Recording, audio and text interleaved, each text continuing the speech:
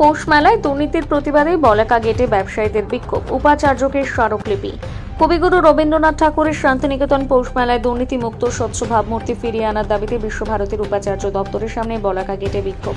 শান্তিনিকেতন পৌষ মেলা বাঁচাও কমিটি ব্যবসায়ীদের বিক্ষোভ ঘিরে উত্তেজনা রবি ঠাকুরের শান্তিনিকেতনে। আগামী 7ই পৌষ থেকে 6 দিনের শান্তিনিকেতন পৌষ মেলা শুরু হচ্ছে ভুবনডাঙ্গায় পূর্বপল্লীর মাঠে। কিন্তু ব্যবসায়ীদের অভিযোগ, প্রত্যেক বছর মেলা কমিটির সাথে যুক্ত কিছু অসাধু মানুষ দুর্নীতি করে আসছে, আর তার ফলস্বরূপ ভোগান্তির শিকার হয় ব্যবসায়ীরা। অনলাইন বুকিং পদ্ধতিতে সার্ভার ডাউন করে মেলা কমিটির লোকজন নিজের স্টল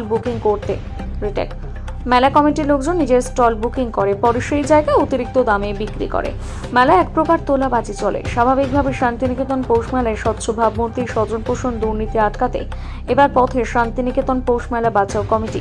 উপাচার্য দপ্তর সেন্ট্রাল অফিসের সামনে প্রধান বলাকা গেটে ব্যবসায়ীদের বিক্ষোভ। স্থানীয় ব্যবসায়ীদের দাবি, বিগত দিনে শান্তিনিকেতন পৌষ মেলায় নানান দুর্নীতির নিদর্শন রয়েছে, যেমন স্টল বুকিং। সেক্ষেত্রে বিশ্বভারতীর মেলা কমিটির সার্ভার ডাউন করে ফেক নামে জায়গা দখল করে নিয়ে চড়া দামে বিক্রি করা, বিভিন্ন সুযোগ সুবিধা পাইয়ে দিয়ে ব্যবসায়ীদের কাছে কাটমানি নেওয়া। স্বাভাবিকভাবে আমরা চাই স্বচ্ছতা ফিরে আসুক। নতুন উপাচার্য এসেছেন বিশ্বভারতীতে, তাই আমরা স্মারকলিপি জমা দিলাম।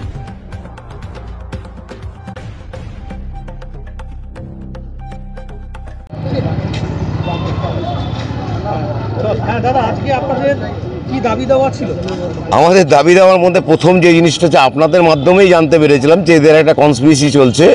ফার্স্ট কাম ফার্স্ট সার্ভে একটা সিস্টেম অনলাইন প্রসেসের মধ্যে দিয়ে এই ব্যবসায়ী এই মেলাটাকে আবার পরিচালনা করবেন, তাতে করে একটা বিশৃঙ্খল পরিস্থিতি তৈরি করা, যেটা বিদ্যুৎ চক্রবর্তী যে অভিধানের মধ্যে দিয়ে আমাদের মেলাটাকে যেভাবে বন্ধ করার পরিকল্পনা নিয়েছিলেন, আমার মনে হচ্ছে আবার এইখানকার যারা এই আধিকারিক আছে তারাও সেই একই পরিকল্পনায় ব্রত হয়েছেন। তাদেরকে আমরা অনুরোধ রাখছি যে মেলাটা আবার নতুন করে সুষ্ঠুভাবে শুরু হচ্ছে। নতুন ভাইস চ্যান্সেলর এসছেন, ওনার এই ব্যাপারটা সব নলেজে নেই। ওনাকে নলেজে দেওয়ার জন্যে যারা যারা এই চক্রান্তগুলো করে থাকে, যে মেলাটাকে বন্ধ করার জন্যে যে পরিকল্পনা ওরা করে থাকে, তাদেরকে আমরা প্রতিরোধ করার জন্যই আমাদের আজ এই ব্যবসায়ী সমাজ থেকে এসছি এই মেলা কমিটি, পৌষ মেলা বাঁচাও কমিটির পক্ষ থেকে আমাদের ডেপুটেশন, যাতে যারা পুরনো দিনের যে স্টেক হোল্ডার ব্যবসায়ীরা আছে তাদেরকে আবার সেই জায়গায় রেস্টোরেশনটা দিতে হবে।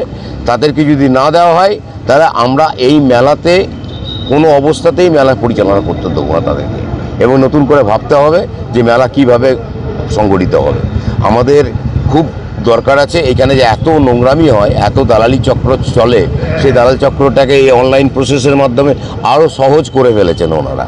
এই জায়গাটাকে আমরা সামনে নিয়ে আসার জন্য ভাইস চ্যান্সেলর এবং রেজিস্ট্রারের সাথে দেখা করতে গিয়েছি, এবং আজকে ওনারা মিটিংয়ে একটা ব্যস্ত আছেন, সম্পূর্ণ ব্যাপারটাকে তুলে ধরতে পারেনি। আগামী দিন 2-1 দিনের মধ্যে আমরা সময় পাবো এবং তাদেরকে এই ব্যাপারটাকে তুলে ধরবো, এবং যাতে করে মেলাটা সুষ্ঠুভাবে পরিচালনা হয় এবং একটা শান্তিনিকেতনের একটা হেরিটেজ, এই হেরিটেজটাও যাতে কোনো রকম বিঘ্ন না হয়, তার জন্যই আমাদের অনুরোধ যে এই মেলা যারা পরিচালনা করছেন তারা সাধু সাবধান, কোনো রকম যেন কোনো কনস্পিরেসি না হয়।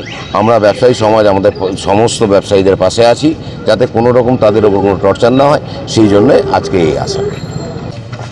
দাদা কি হলো আজকে?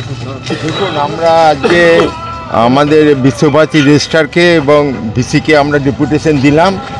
আমরা যে লোকচক্ষে শুনছি, মুখে শুনছি যে মেলার নিয়মকানুন যেটা করছে তাতে ব্যাপক দুর্নীতি ব্যবস্থা করেছে, তা যাতে না হয়, সুস্থভাবে মেলা হয়, আমরা এটা আশা করছি। হ্যাঁ, আর দেখাই যা কি বলছে এখন। উপাচার্যের সঙ্গে দেখা করলেন আপনারা?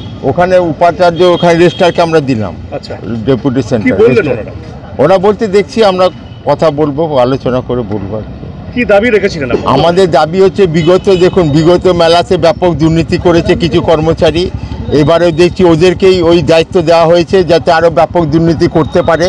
আমরা এখানে গরিব ব্যবসাদাররা ব্যবসা করে, হ্যাঁ, তাদের ওপর যে শোষণ হয়েছে গতবার, এবারে যাতে না হয়, হ্যাঁ, সেটা আটকাবো। হ্যাঁ, আর যদি সেরকম হয় তাহলে আমরা সেরকম চিন্তা ভাবনা করব। হ্যাঁ, দেখুন, ব্যবসাদার হচ্ছে মেলার একটা বড় পার্ট।